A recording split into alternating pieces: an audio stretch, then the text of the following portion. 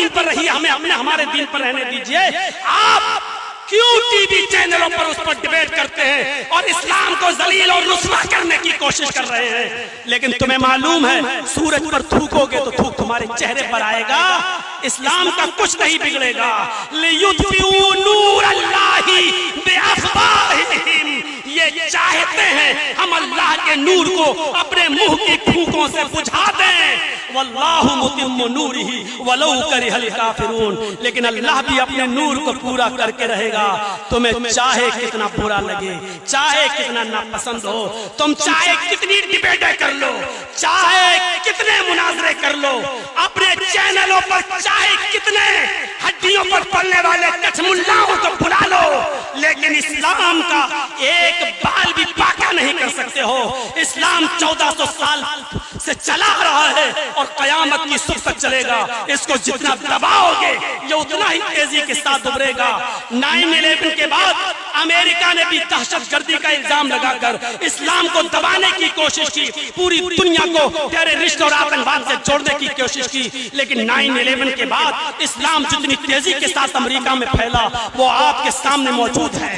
وہ آپ کو انڈیا میڈیا بھلے ہی نہ بتائے, لیکن سوشل میڈیا بھری پڑی ہے کہ جتنی تیزی کے ساتھ اسلام پھیلا امریکہ میں اس سے زیادہ کہیں نہیں پھیلا. میرے بھائیوں, اسلامی تعلیم سے بھی اپنے بچوں کو چھوڑو. آپ کچھ بھی پڑھاؤ لیکن اپنے بچوں کو اسلام کی تعلیم, بنیادی تعلیم تو کم سے کم دو, ورنہ یہی ہوگا کہ جہیز کے نہ ہونے کی وجہ سے جو ہو رہا ہے 18 لاکھ لڑکیوں کا مرتد ہو جانا یہ کوئی معمولی بات نہیں ہے. اور اس کے ذمہ دار یہ سماج, سوسائٹی اور اس کے سربراہ لوگ ہیں جنہوں نے بڑے بڑے شادی ہال بک کر کے لاکھوں روپے کا جہیز دے کر ان غریب لڑکیوں کی آہیں لی ہیں.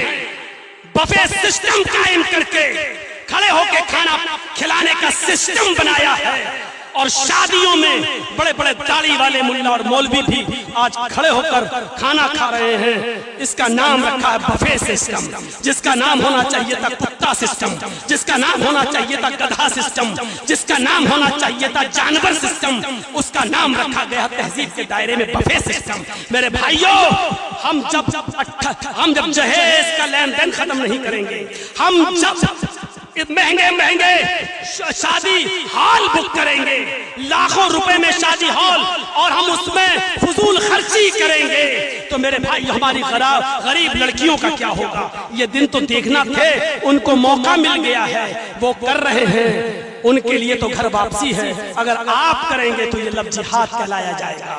میرے بھائیوں, لغتیں بدل گئیں, ڈکشنریاں چینج ہو گئیں, تاریخ بدلنے کی کوشش کی جا رہی ہے, اتہاس کو چینج کرنے کی کوشش کی جا رہی ہے. تمہیں سنبھلنا ہوگا, اپنے اتہاس کو بچانا ہوگا, اپنے بچوں کی اچھی تعلیم و تربیت کے لیے اٹھنا ہوگا, کھڑا ہونا ہوگا. کم کھائیے, 2 روٹی نہیں 1 روٹی کھائیے, لیکن اپنے بچوں کو تعلیم سے جوڑیے. میرے بھائیوں, میں اس سے زیادہ نہیں چلوں.